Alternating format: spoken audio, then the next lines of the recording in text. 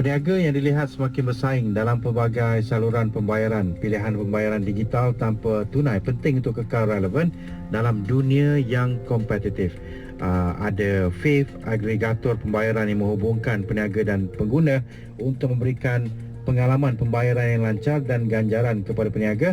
Melihat pembayaran tanpa tunai menjadi aspek penting dalam kehidupan orang ramai, bukan menggantikan kad sepenuhnya tapi lebih melengkapinya.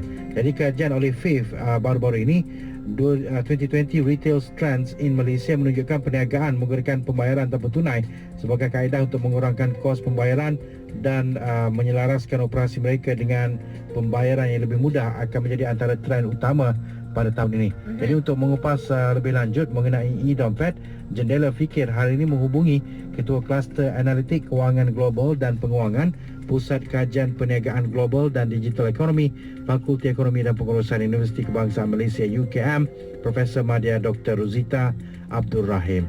Assalamualaikum Doktor. Waalaikumsalam, Cik Amar. Okey.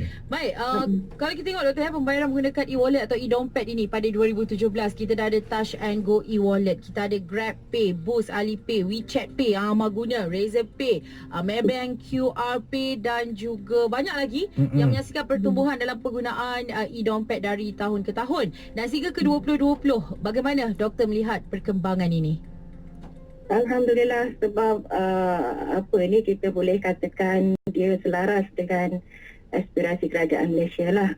Dan yang dah disebut dalam blueprint sektor keuangan 2011-2020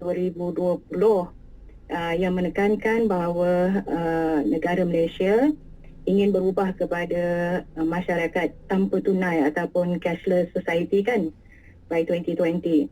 Dan setakat ini kita melihat perkembangan yang sangat positif dengan kerancakan dari segi bilangan penyedia ataupun pengendali, kita panggil ya, pengendali e-wallet ataupun e-dompet ini.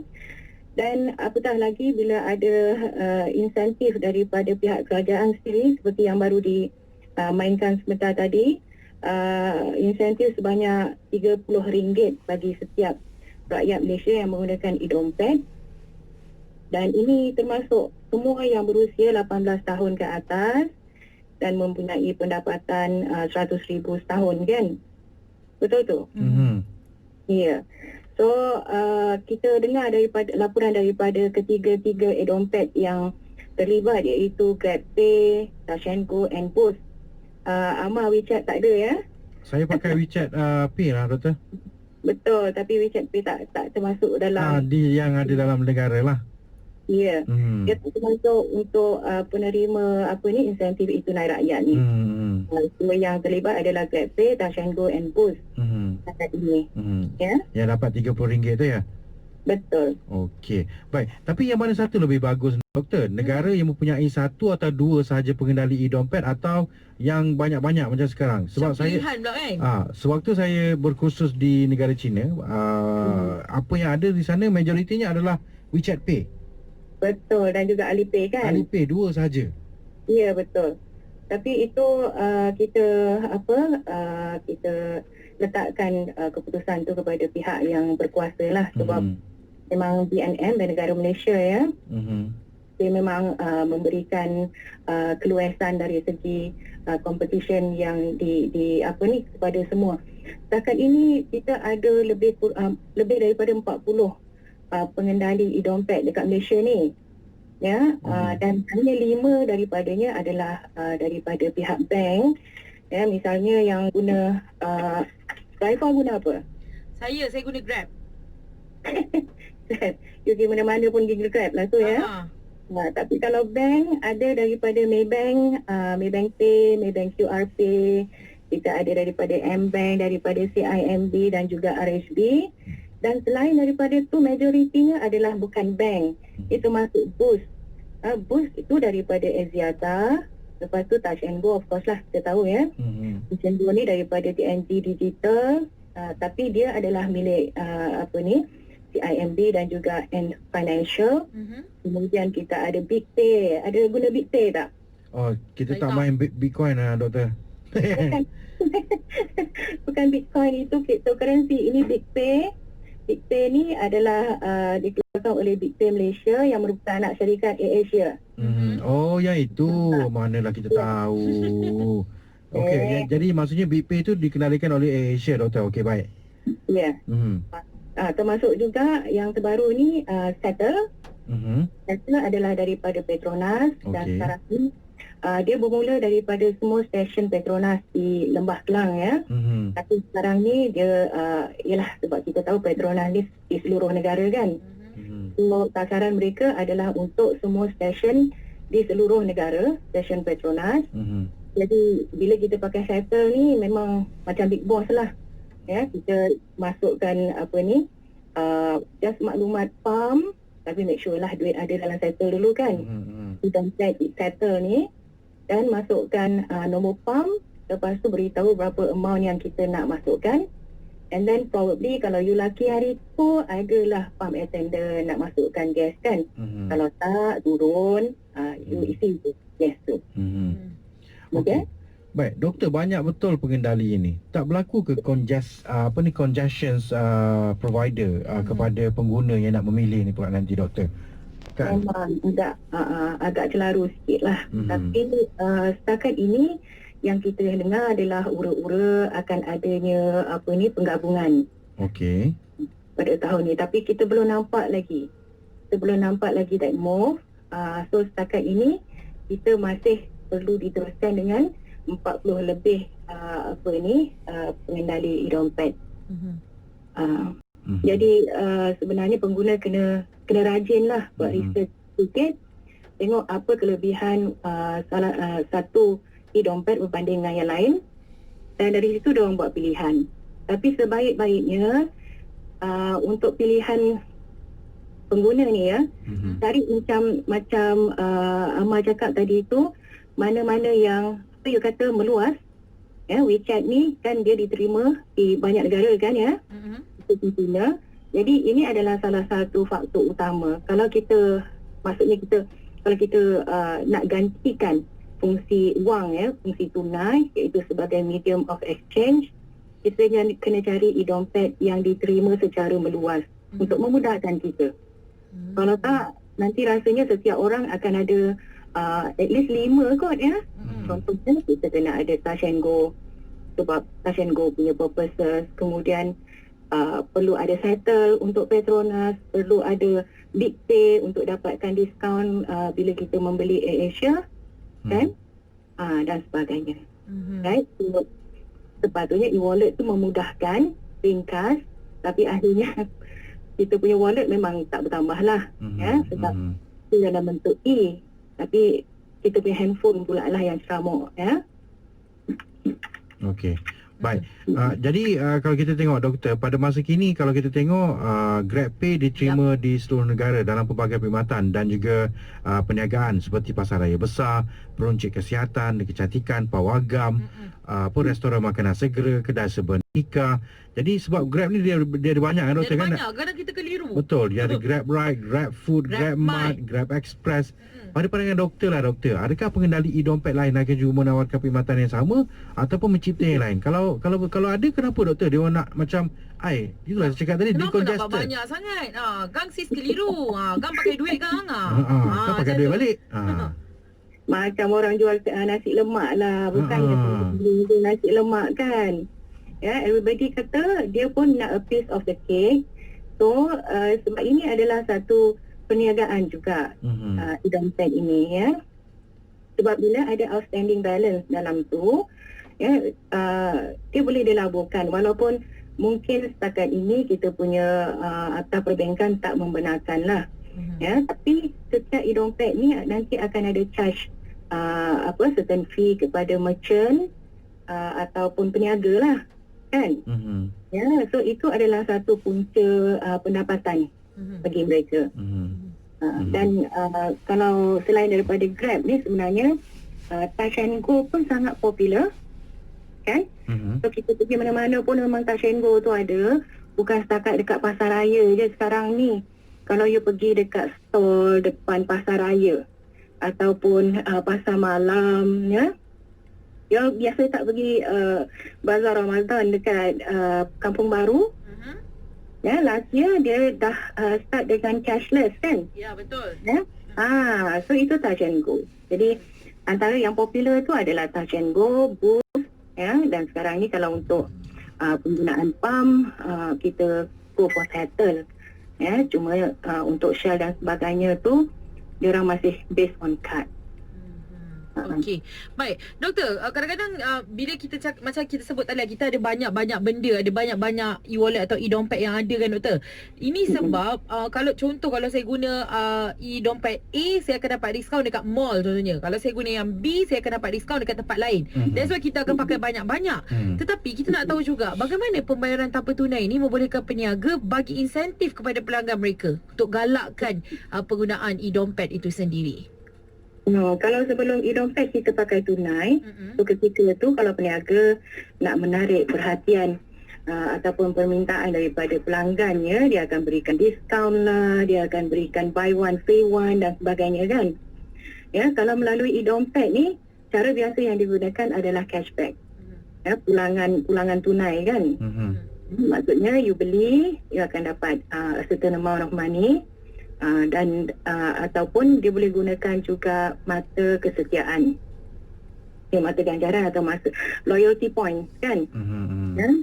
So bila kita dah mengumpulkan certain amount of loyalty point tu tadi, ya, kita boleh tebus dengan mendapatkan produk ataupun perkhidmatan daripada peniaga tu.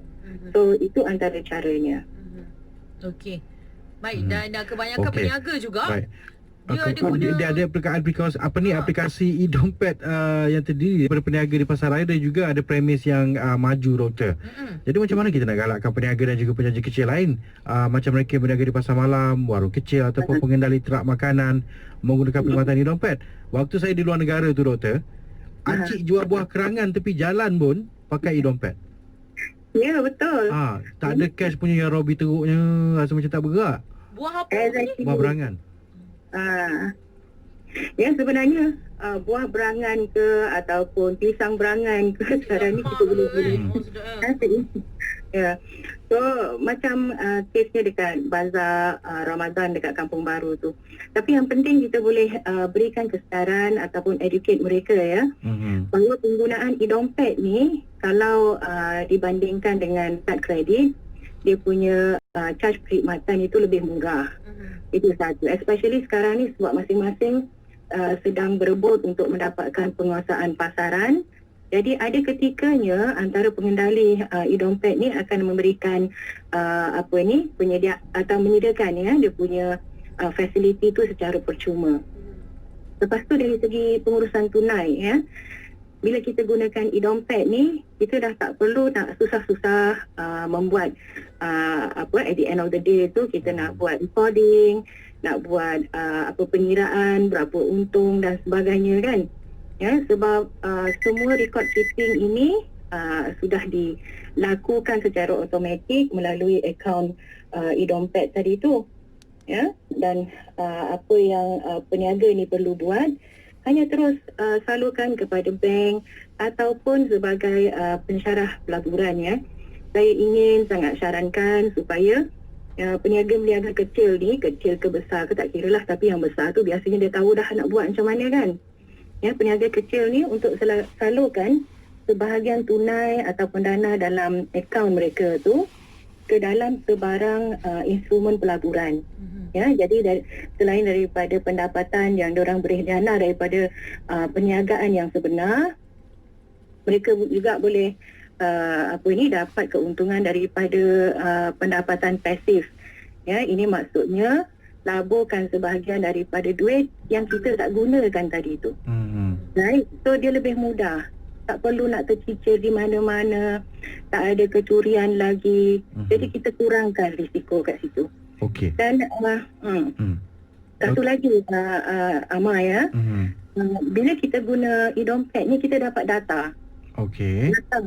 Data ni macam lumbung emas tau. Sebab dia memberi kita maklumat.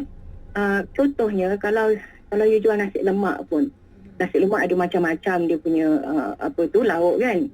So daripada maklumat yang kita dapat daripada akaun e-dompet ni, kita tahu yang mana satu lauk tadi tu yang paling banyak dia punya permintaan.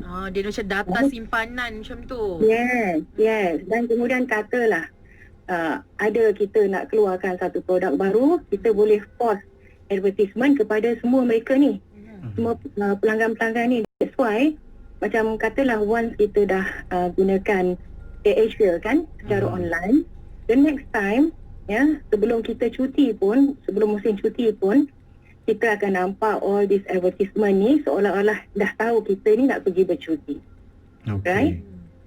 So dari situ kita akan dapat repeat sale dan ini adalah something yang menjadi nilai yang besar kepada peniaga. Baik, doktor, sebelum ini sewaktu pemberian wang e-dompet RM30 tu, ramai juga e-tunai rakyat tu, ramai juga yang berkatakan tentang data security, doktor. Betul. Betul. Sebenarnya ada penetrasi yang sedemikian atau macam mana, doktor? Dia macam kita punya bank account jugalah. Ya, sebab penggodam ni orang yang sangat cerdik lah mereka ni ya. Sangat tech-savvy. So memang dia orang boleh buat benda tu. Tapi bila kita cakap pasal e-dompet ni, ya, dia sebab dia encrypted dan dia bocorkan maklumat tu dekat cloud ya. Jadi dia sebenarnya lebih selamat lah. Ya, lebih selamat. So kita boleh kata di mana-mana pun ada risiko untuk data kita tu dicuri, tetapi bukanlah e-dompet tu menerukkan keadaan. Okey. Ya? Walau macam mana pun kita ada akta yang melindungi data peribadi kita. Ya, asalkan kita tahulah salurannya di mana dan macam mana kita nak buat kontes ya. Baik, dari sudut sumbangan kepada negara pula, doktor, iaitu KDNK dan sebagainya, bagaimana penggunaan e-dompet ini boleh meningkatkan sumbangan kepada pendapatan negara juga untuk memacu daya saing PKS di peringkat domestik dan juga antarabangsa? Ini topik yang hangat ni. Dan menarik ya. Sebab apa yang kita katakan menarik tu sebab apa? Bila kita kata e-dompet, maksudnya semua maklumat akan masuk. Dia tak boleh ada, macam tak boleh nak tipu-tipu lagi. Dia tak ada kisah yang kita kata kita boleh manipulate berapa keuntungan kita, jualan kita dan sebagainya kan. Ya, sebab maklumat tu auto generated. So kita tak boleh buat tu. And then daripada situ sebenarnya akan ada nanti impactnya kepada impact yang positif ya. Impact kepada kita punya pendapatan yang boleh dicukai dan sebagainya. Dan ini cara yang sangat sesuai untuk memantau ya berapa sebenarnya perniagaan yang kita ada di Malaysia ni, macam mana kita contohnya ya those individu yang mendapat bantuan daripada kerajaan ataupun agen-agen kerajaan yang lain untuk memulakan perniagaan. Ini adalah cara yang sesuai untuk memantau mereka. Sebab tak ada lagi hanky-panky dah tak boleh buat dah. Sebab ini semua auto-generated. Tapi saya rasa ini satu ruang yang bagus untuk peniaga-peniaga kita guna grab the opportunity untuk berkembang di peringkat antarabangsa, doktor. Betul sangat. Baik, terima kasih doktor. Atas bersama dengan kami. No problem. Okey. Baik, itu dia tadi Ketua Kluster Analitik Kewangan Global dan Penguangan Pusat Kajian Perniagaan Global dan Digital Ekonomi Fakulti Ekonomi dan Pengurusan Universiti Kebangsaan Malaysia UKM, Profesor Madya Dr. Ruzita Abdul Rahim. Kita nak berehat seketika.